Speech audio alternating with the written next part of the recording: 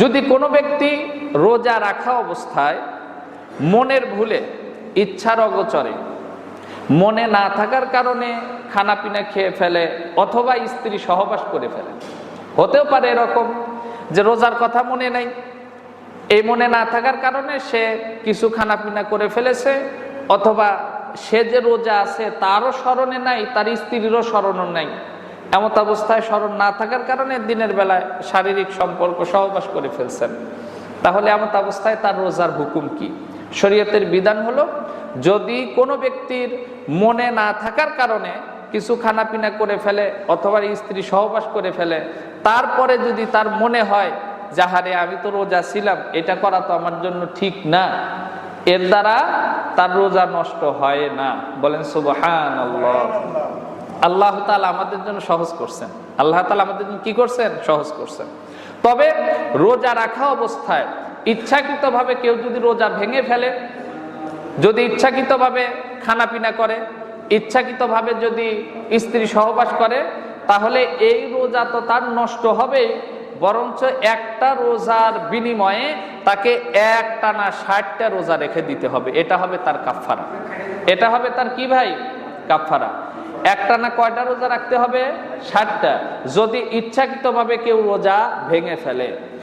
আর যদি মনে না থাকার কারণে রোজা ভঙ্গের কারণগুলো তার দ্বারা সংগঠিত হয়, তাহলে এর দ্বারা তার রোজা ভঙ্গ হবে না, তার রোজা হয়ে যাবে, এর দ্বারা সে গুনাহগারও হবে না। বলেন সুবহানাল্লাহ।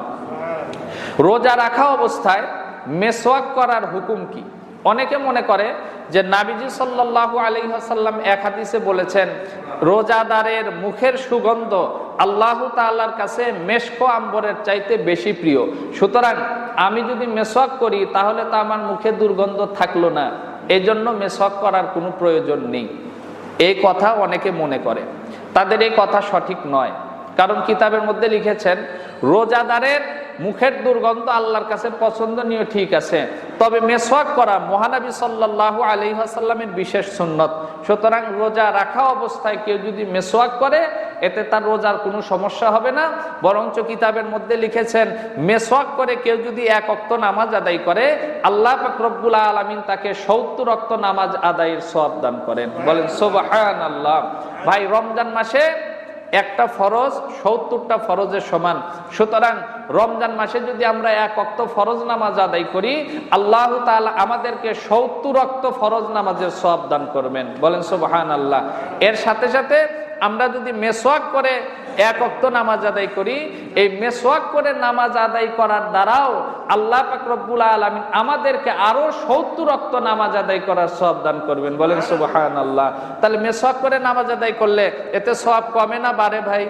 অবশ্যই বাড়ে। এই জন্য রমজান মাসে আমরা শুধুমাত্র ইফতারের সময় কেন মেসওয়াক করব? এটা আমাদের মধ্যে একটা ভুল প্রচলন, যে রমজান মাসে সারাদিন নামাজের আগে আমাদের মেসওয়াকের কোনো ফিকির থাকে না, যখন আমরা নামাজ আদায় করব এমত অবস্থায় মেসওয়াকের কোনো ফিকির, কোনো তাগাজা আমার মধ্যে নাই, কিন্তু ইফতার করার আগে আমরা সবাই মেসওয়াক করি, এটা আমাদের একটা অভ্যাস। তো ভাই, ইফতার করার আগে আপনি মেসওয়াক করেন, কোনো সমস্যা নাই। তবে বাকি 5 ওয়াক্ত নামাজের আগে যখন আমরা ওযু করি, সেই সময় যদি মেসওয়াক করি, তাহলে রমজানের কারণে যেহেতু 1 ওয়াক্তে 70 ওয়াক্তের সওয়াব, আবার মেসওয়াক করার কারণেও 1 ওয়াক্তে 70 ওয়াক্তের সওয়াব আল্লাহ তাআলা আমাদেরকে দান করবেন। তাহলে বলেন, আমার সওয়াব কমলো না আরো ডাবল হইল? ডাবল হইল। এই জন্য আমরা ইনশাআল্লাহ প্রত্যেক ওয়াক্ত নামাজ আদায় করার আগে যে ওযু করি, তখন আমরা ইনশাআল্লাহ অবশ্যই মেসওয়াক করব। এরপরে রমজানের রোজা রাখা অবস্থায় কোনো ব্যক্তির দাঁতের মধ্যে যদি কোনো কিছু আটকে থাকে, হয়তো সে রাত্রে খানা পিনা করছে, সেই খাদ্য কণিকা তার দাঁতের মধ্যে আটকে আছে, সেইটা যদি তার পেটের মধ্যে চলে যায়, তাহলে তার রোজার হুকুম কি? মাসআলা কিতাবের মধ্যে লেখা আছে, তার খাদ্য কণিকাটা যদি একটা বুটের চাইতে ছোট হয়, বুট চিনি না ভাই আমরা? বুট, এই বুটের চাইতে যদি পরিমাণে কম হয়, এইটা যদি তার পেটের মধ্যে চলে যায়, এতে তার রোজার কোনো সমস্যা হবে না। রোজার কি হবে না? সমস্যা হবে না। তবে সমস্যা হলো যদি একটা বুটের চাইতে আকারে বেশি হয়, তাহলে সেটা সমস্যা। এর পরবর্তীতে দেখা যায়, যখন আমরা ইফতার করি, এই ইফতার করতে গিয়ে মাগরিবের নামাজ আমাদের একটু বেশি দেরি হয়ে যায়।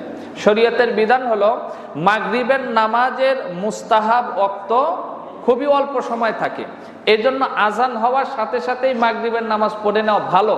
তবে রোজার মাসে যেহেতু ইফতারের তাগাজা থাকে, এজন্য আমরা ইফতার করে নেব। তবে ইফতারটা একটু দ্রুত করার চেষ্টা করব, যেন মাগরিবের নামাজ বেশি দেরি না হয়। ঠিক আছে না ভাই? এদিকে লক্ষ্য রাখা যে আমরা ইফতারটা একটু তাড়াতাড়ি সেরে মাগরিবের নামাজ আদায় করে তারপরে খানা পিনা করব।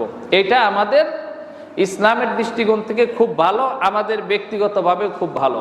কারণ ইফতার করার সাথে সাথে অতিরিক্ত খানা পিনা করলে এটা স্বাস্থ্যের জন্য ক্ষতিকর এবং এইটা গ্যাস্ট্রিকের সমস্যা হওয়ার বিষয়ে অনেক বড় ভূমিকা পালন করে। এজন্য আমরা ইফতারের সময় একটু অল্প খাবো, তারপরে মাগরিবের নামাজ আদায় করার পরে আমরা স্বাভাবিক পর্যায়ে খানা পিনা করবো। এটা আমাদের স্বাস্থ্যের জন্য ভালো।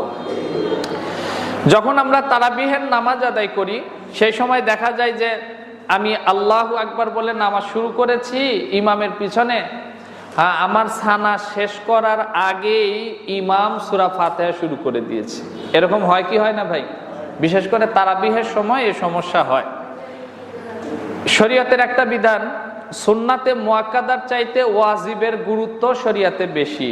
সানা পড়া সুন্নাতে মুআক্কাদা, আর ইমামের কিরাআত মনোযোগে শোনা এটা হলো ওয়াজিব।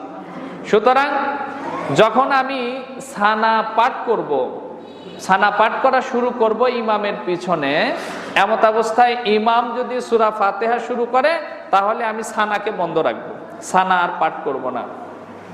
সানাকে বন্ধ রেখে আমি ইমামের কিরাত শুনবো, এটাই শরীয়তের বিধান।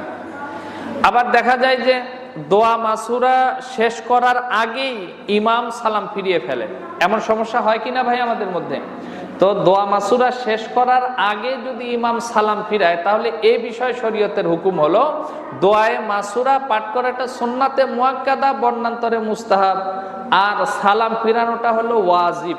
সুতরাং যদি ইমাম সালাম ফিরিয়ে ফেলে আর আমার দোয়া মাসুরা যদি শেষ না হয় তাহলে আমি দোয়া মাসুরাকে সেখানেই অসমাপ্ত রেখে ইমামের সাথে সালাম ফিরিয়ে ফেলবো। এটাই শরীয়তের বিধান, সালাম ফিরাতে দেরি না করা। আবার অনেক সময় আমরা দেখা যায় এরকম সমস্যা হয়, এটা তারাবির নামাজেও হয়, অন্য সময়ে হয়, যে ইমামের সালাম ফিরানো শেষ করার আগেই মুসল্লির সালাম ফিরানো হয়ে গেছে। এরকম হয় কিনা ভাই? যে ইমামের সালাম ফিরানোর আগেই মুসল্লির সালাম ফিরানো শেষ। যদি ইমামের সালাম শেষ করার পূর্বে মুসল্লির সালাম শেষ হয়ে যায় তাহলে তার নামাজ বাতিল হয়ে যাবে, সেই নামাজটা তাকে আবার পড়তে হবে। এজন্য ইমামের সালাম ফিরানো শেষ হওয়ার পরে মুসল্লি সালাম ফিরাবে, এটাই সবচাইতে নিরাপদ এবং এটাই শরীয়তের বিধান।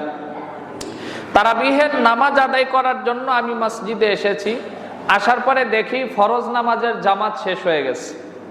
তাহলে এমত অবস্থায় আমি কি ফরজ নামাজ আদায় করে তারাবিহে শরীক হব, নাকি আগে আসে সরাসরি তারাবির নামাজে ইমামের সাথে শরীক হব? এই ব্যাপারে শরীয়তের হুকুম হলো, যদি আমি মসজিদে আসার পরে দেখি যে এশারের নামাজ শেষ হয়ে ইমাম তারাবিহের নামাজ পড়তেছে, সাথে মুসল্লিরাও তারাবি পড়তেছে, তাহলে এমত অবস্থায় আমার ব্যাপারে শরীয়তের হুকুম মসজিদের এক পাশে দাঁড়িয়ে আমি আগে এশারের নামাজ একাকিত্বভাবে আদায় করব। এশারের 4 রাকাত ফরজ নামাজ একাকিত্বভাবে আদায় করার পর 2 রাকাত সুন্নত আদায় করে আমি ইমামের সাথে তারাবিহের নামাজে শরীক হব। আমি সংখ্যা গণনা করে রাখবো যে ইমামের সাথে কয় রাকাত তারাবিহের নামাজ আমি পেলাম। মনে করেন 10 রাকাত, 12 রাকাত, 16 রাকাত, যাই পাই এটা আমি হিসাব করে রাখবো। তারপরে ইমাম যখন বিতিরের নামাজ আদায় করবে আমি ইমামের সাথেই বিতিরের নামাজ জামাতের সাথে আদায় করব। বিতিরের নামাজ শেষ করার পরে আমি যে কয়েক রাকাত তারাবিহের নামাজ পাইনি আমি সেই কয় রাকাত তারাবিহের নামাজ একাকিত্ব আদায় করে নেব। এটাই শরীয়তের বিধান। আর রোজা রাখা অবস্থায় অনেক সময় দেখা যায় যে আমরা পানি পিপাসা লাগলে কি করি, যা ঘন ঘন খালি কুলি করি, আসি না? এরকম হয় কি হয় না? যে যদি একটু পানি পিপাসা বেশি লাগে খালি যায় ঘন ঘন কুলি করে। পানি পিপাসার কারণে যদি ঘন ঘন কেউ কুলি করে তাহলে এটা তার জন্য মাকরু হবে, রোজা ভঙ্গ হবে না, মাকরু হবে। এটা শরীয়তে অপছন্দনীয় একটা কাজ, এটা করা ঠিক না। রোজা যদি আমি সুন্নাত তরিকায় রাখি আল্লাহর হুকুম নবীর তরিকা অনুযায়ী রাখি, তাহলে সেই রোজাতে কষ্ট হওয়ার কথা নয়। রোজা রাখলে সামান্য কিছু কষ্ট হবে সেটা ভিন্ন কথা, কিন্তু যেহেতু রোজাও একটা ইবাদত, আর ইবাদতের মধ্যে আল্লাহ প্রদত্ত একটা মজা থাকে, এই জন্য আমি যদি সুন্নাত তরিকায় রোজা রাখি, গুনাহমুক্ত অবস্থায় রোজা রাখি, তাহলে রোজাতে আমার কষ্ট হওয়ার কথা নয়। তো ইফতার যখন আমরা করব এবং সেহরি করব, ইফতার এটাও আমাদের জন্য নাবিজির একটা সুন্নাত, এরপরে হলো সেহরি করাও নাবিজি সাল্লাল্লাহু আলাইহি ওয়াসাল্লামের সুন্নাত। তবে এখানে শর্ত হলো ভাই, আমি যে সেহরি করব, আমার সেহরি যেন হালাল টাকার সেহরি হয়, ঠিক না ঠিক? আমার ইফতারটা যেন হালাল টাকার হয়। যদি হারাম মালের দ্বারা আমি সেহরি করি, ইফতার করি, তাহলে আমার তো রোজা হবে না, সেহরিরও সওয়াব হবে না, ইফতারেরও সওয়াব হবে না, বরং আরো গুনাহ হবে, ঠিক না ঠিক? এজন্য ভাই আমি অবশ্যই হালাল মালের প্রতি লক্ষ্য রাখবো, আমার ইফতার এবং সেহরির মধ্যে যেন হারাম মাল প্রবেশ না করে। সেহরিটাও আমরা সুন্নাতের নিয়তে সেহরি খাবো, ইফতারও করব আমরা সুন্নাতের নিয়তে। মিষ্টি জাতীয় দ্রব্যের দ্বারা ইফতার করাটা নাবিজির সুন্নত। নাবিজি সাল্লাল্লাহু আলাইহি ওয়াসাল্লাম ইফতারের সময় খেজুর খেয়েছেন, এবং সেহরির সময়ও আমরা নাবিজির সুন্নাতের অনুসরণে যদি খেজুর খাই, তাহলে এর দ্বারা আমাদের শরীরের যে এই রোজা রাখার যে ঘাটতি, রোজা রাখলে যে শরীরে ঘাটতি হয়, এই ঘাটতিটা নাবিজির এই সুন্নাত পালন করার কারণে, খেজুর খাওয়ার কারণে আল্লাহ তাআলা পূরণ করে দেবেন, বলেন সুবহানাল্লাহ। এজন্য ভাই আমরা রোজার মধ্যে বেশি বেশি খেজুর খাওয়ার চেষ্টা করব, সেহরিতে এবং ইফতারের সময়। আর মিষ্টি জাতীয় জিনিসের দ্বারা আমরা ইফতার করব। এই সুন্নতগুলোর উপর যদি আমরা আমল করি, যদি সুন্নত তরিকায় রোজা রাখি, তাহলে সেই রোজা আল্লাহ তাআলা কবুল করবেন। এই রোজার দ্বারা আমরা জাহান্নাম থেকে বাঁচতে পারবো, দুনিয়া আখিরাতে শান্তি পাবো। আল্লাহ তাআলা আমাকে সহ আপনাদের সবাইকে আল্লাহর সন্তুষ্টির জন্য সুন্নত তরিকায় রমজান মাসের রোজা রাখার এবং তারাবিহের নামাজ আদায় করার তৌফিক দান করেন। সবাই বলেন আমিন।